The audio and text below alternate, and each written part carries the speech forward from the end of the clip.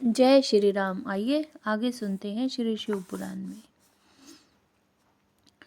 शांति कर्म या पौष्टि कर्म करते समय शिवलिंग में, शिवाग्नि में तथा अन्य प्रतिमाओं में शिव के सौम्य रूप का ध्यान करना चाहिए। मारण आदि कर्मों में लोहे के बने हुए श्रुक और श्रुवा का उपयोग करना चाहिए। अन्य शांति आदि कर्मों में श्रुक और श्रुवा बनवाने चाहिए। मृत्यु पर विजय पाने के लिए घी, दूध में मिलाई हुई दुर्वा से, मधु से, घृत युक्त चरु से और केवल दूध से भी हवन करना चाहिए तथा रोगों की शांति के लिए तिलों की आहुति देनी चाहिए। समृद्धि की इच्छा रखने वाला पुरुष महान दारिद्र्य की शांति के लिए घी, दूध अथवा केवल कमल के फूलों से होम करे। वशीकरण का इच्छुक पुरुष घृतयुक्त जाति पुष्प, चमेली या मालती के फूल से हवन करे। द्विज को चाहिए कि वह घृत और करवीर पुष्पों से आहुति देकर आकर्षण का प्रयोग सफल करे। तेल की आहुति से उच्चाटन और मधु की आहुति से स्तंभन कर्म करे। सरसों की आहुति से भी स्तंभन किया जाता है। बड़ के बीज और तिल की आहुति द्वारा मारण और उच्चाटन करे। नारियल के तेल की आहुति देकर विद्वेषण कर्म करे। रोही के बीज की आहुति देकर बंधन का तथा लाल सरसों मिले हुए संपूर्ण होम द्रव्यों से सेना स्तंभन का प्रयोग करे। विचार कर्म में चालित यंत्र से तैयार किए गए तेल की आहुति देनी चाहिए। कुटकी की भूसी, कपास की दौड़ और तेल मिश्रित सरसों की भी आहुति दी जा सकती है।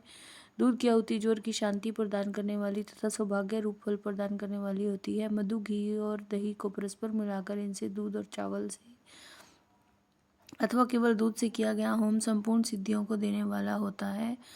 सात समिधा आदि से शांति व पौष्टिक कर्म भी करे। विशेषतः द्रव्यों द्वारा होम करने पर वश्य और आकर्षण की सिद्धि होती है। बिल्व पत्रों का हवन वशीकरण तथा आकर्षण का साधक और लक्ष्मी की प्राप्ति कराने वाला है। साथ ही वह शत्रु पर विजय प्रदान कराता है। शांति कार्य में पलाश और खैर आदि की समिधाओं का होम करना चाहिए। क्रूरतापूर्वक कर्म में कनेर और आग की समिधाएं होनी चाहिए।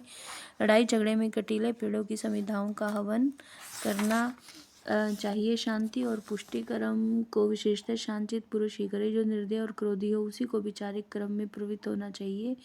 वह भी उस दशा में जबकि दुरावस्था चरम सीमा को पहुंच गई हो तो उसके निवारण का दूसरा कोई उपाय न रह गया हो तो आताताई को नष्ट करने के उद्देश्य से अविचारिक कर्म करना चाहिए। अपने राष्ट्रपति को हानि पहुंचाने के उद्देश्य से कोई भी अविचारिक कर्म कदापि नहीं करना चाहिए। यदि कोई आस्तिक, परम धर्मात्मा और मान्य पुरुष हो, उससे यदि कभी अताएपन का कार्य हो जाए तो भी उसको नष्ट करने के उद्देश्य से अविचारिक कर्म का प्रयोग नहीं करना चाहिए। जो कोई भी मन, वाणी और क्रिया द्वारा भगवान शिव के आश्रित हो उसके तथा राष्ट्रपति के उद्देश्य से भी अविचारिक कर्म करके मनुष्य शीघ्र ही पतित हो जाता है। इसलिए कोई भी पुरुष जो अपने लिए सुख चाहता है अपने राष्ट्रपालक राजा की तथा शिव भक्त की अविचार आदि के द्वारा हिंसा ना करे। दूसरे किसी के भी उद्देश्य से मरण आदि का प्रयोग करने पर पश्चाताप से युक्त प्रायश्चित करना चाहिए।